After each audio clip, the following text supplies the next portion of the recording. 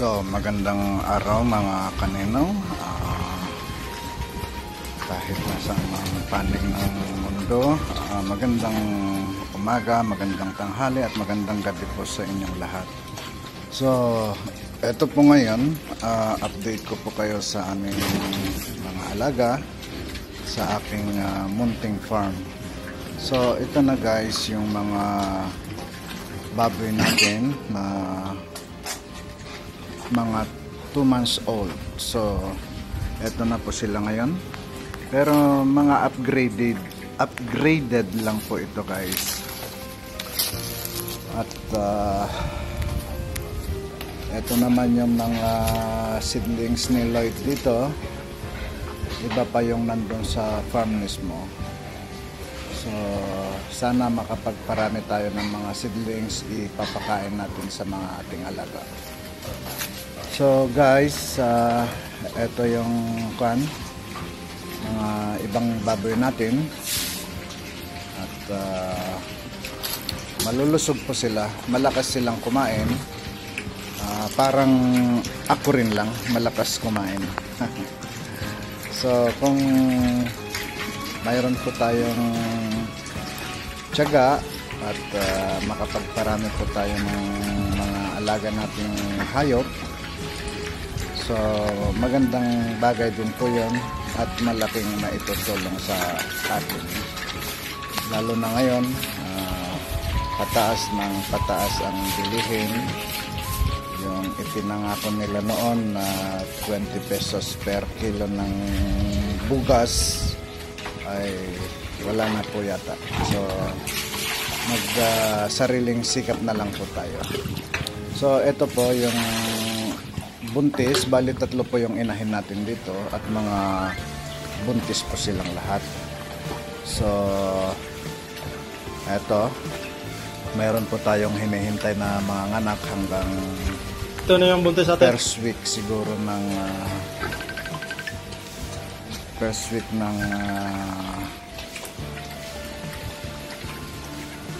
May or 2nd week. So guys, ito yung binili ko na gagawin kong bulugan. Isa po siyang durok at ito po, kitang-kita po sa kanyang katawan at maganda at sana maalagaan siya ng mabuti. So yun lamang guys, sana hindi kayo magsawa na susuporta sa aking simpleng YouTube channel at wala pa naman po kasing magandang mga content. So ito pa po yung mga iba nating seedlings, yung bamboo, galing po lahat ang mga ito sa Mindanao po, pero kukunti po yung nabuhay, napabayaan. At yung mga iba, ipil-ipil. Ganito po talaga kung mag-aalaga ka ng mga kambing, hayop, kailangan nating magparami ng mga pananim. So ito po yung mga bamboo guys na hiningi namin sa aking pinsan.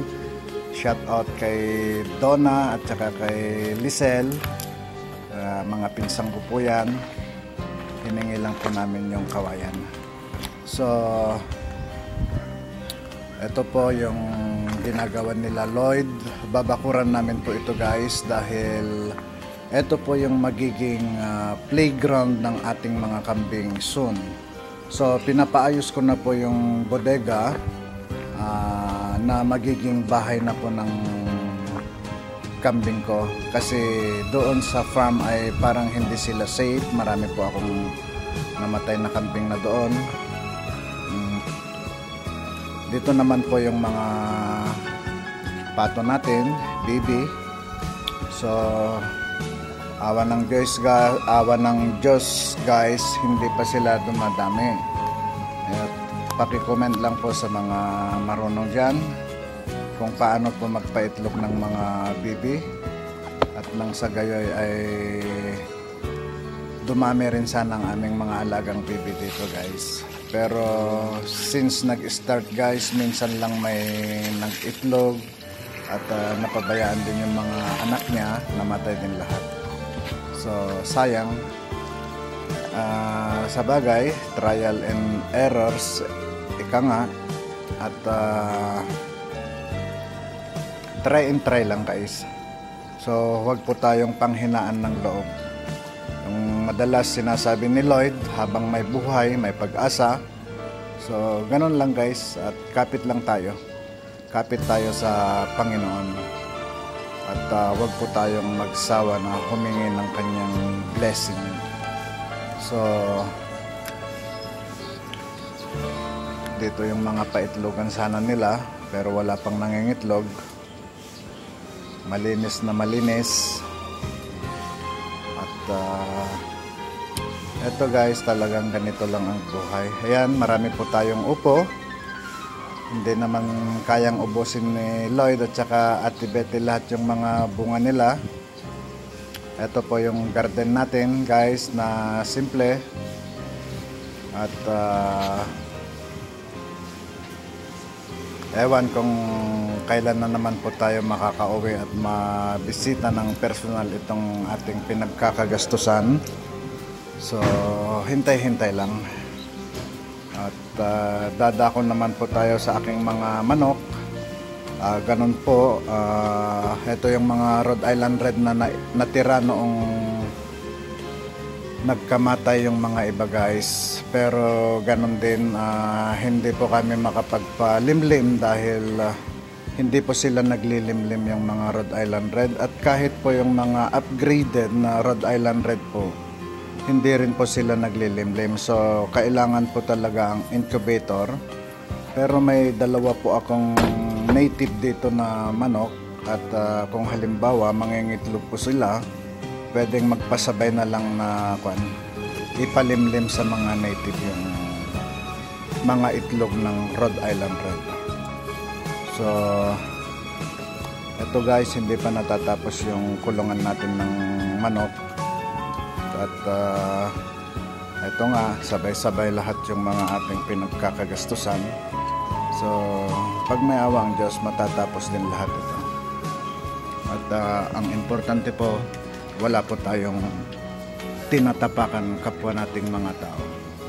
At bagkus gumagawa po tayo ng kabutihan, pero yung mga ibang tao na nakikilala natin at nakakasama ay siyempre hindi po tayo pare-pareho ang mindset. So mabuti na lang natagpuan natin si Lloyd. Si Lloyd po ay siya po mag-isang buwan na po siya ngayon sa aking puder, at siya ang namamahala sa aking munting farm. So ito po yung mga ginagawa niya. Ito na po yung patubo ni Lloyd mula nung dumating siya. So marami na po siyang nagawang accomplishment din. At sana magtuloy-tuloy yung ganitong pinapakita ni Lloyd sa akin, ginagawa niya sa aking farm. At kung papalarin po tayo ay pati po siya at ang kanyang pamilya ay kasali din kung ano man yung blessing na darating sa aking buhay. So ito po yung mga tinanim natin na saging noon, may namunga na. At marami din po tayong mga pananim dito.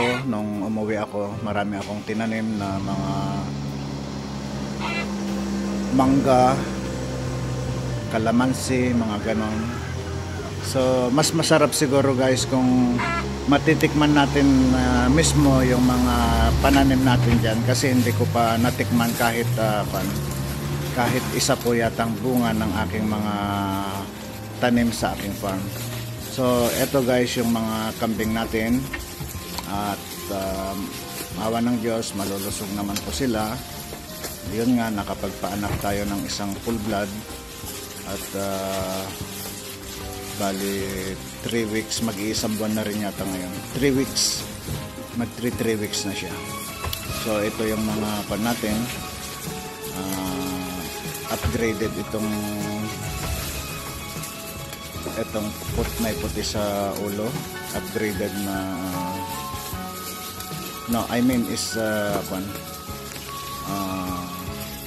isa po siyang purebred Anglo-Nubian. Ito po mga full blood po ito.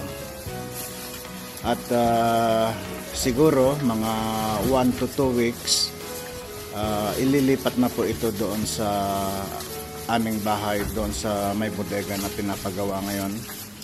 Doon na po sila. At eto, pag mailipat sila,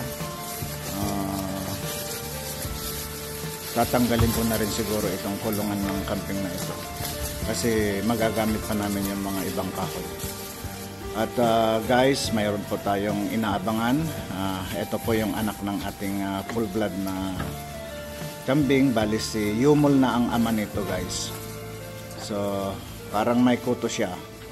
Lloyd, parang may kuto itong bisiro natin. So, inihintay ko po yung pagdating ng aking mga full blood imported goat.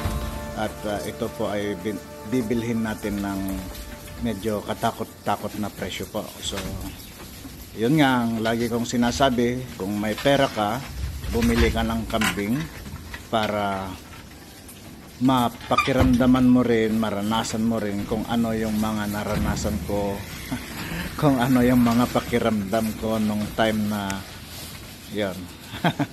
So guys, huwag kayong matakot, nagbibiro lang po ako. Masarap po, masaya ang may kambing, may mga alaga. Kahit gaano kapagod, pag napapanood mo sila, mga ganito, parang nawawalan ka ng pagod. So guys, maraming salamat sa inyong lahat.